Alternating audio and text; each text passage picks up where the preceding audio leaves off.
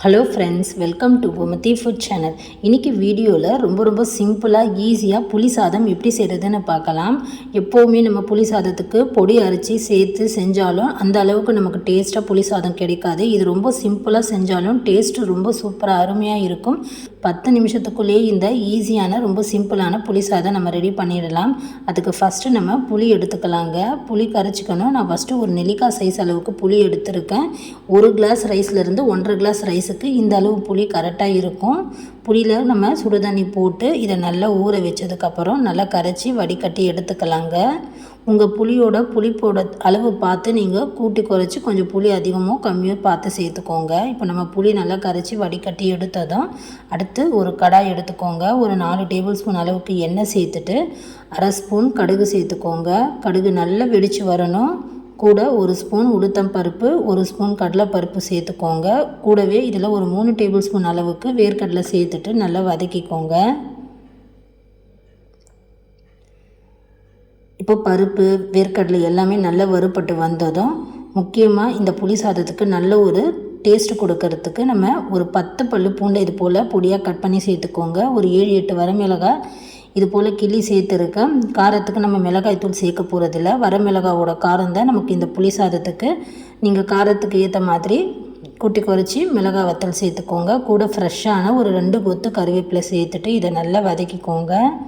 பாருங்கள், இப்போ நல்லா வதங்கிடுச்சு. அடுத்ததாக இப்போ இது கூட நம்ம கரைச்ச புளிக்கரைசல் தண்ணி சேர்த்துக்கலாம். நம்ம எடுத்த புளிக்கரைசலுக்கு 1 கிளாஸ் அரிசியிலேருந்து 1.5 கிளாஸ் அளவுக்கு அரிசிக்கு சாதம் கரெக்டாக இருக்குங்க புளிப்போட டேஸ்ட்டு.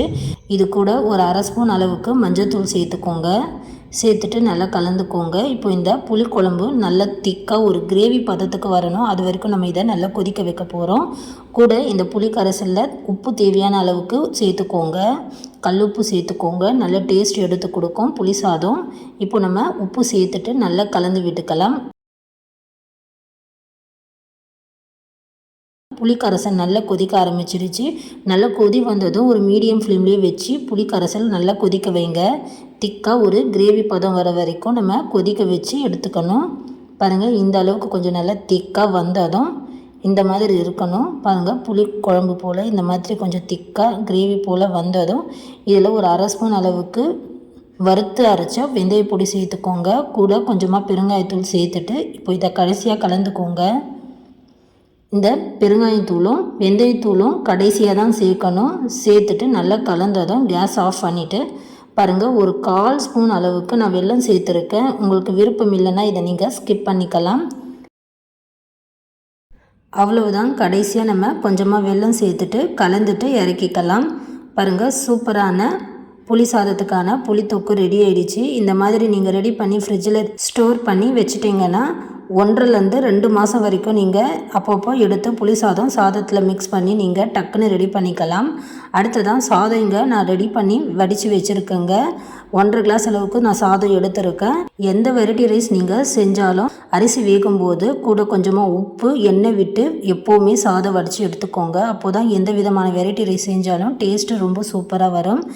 சாதம் நல்லா ஆற வச்சு எடுத்துக்கோங்க. கூட இதில் கொஞ்சமாக எண்ணெய் சேர்த்து நல்லா கலந்து விட்டதும் நம்ம ரெடி பண்ண புளி காய்ச்சல் கொஞ்சம் கொஞ்சமாக சேர்த்து நம்ம கலந்துக்கலாம்.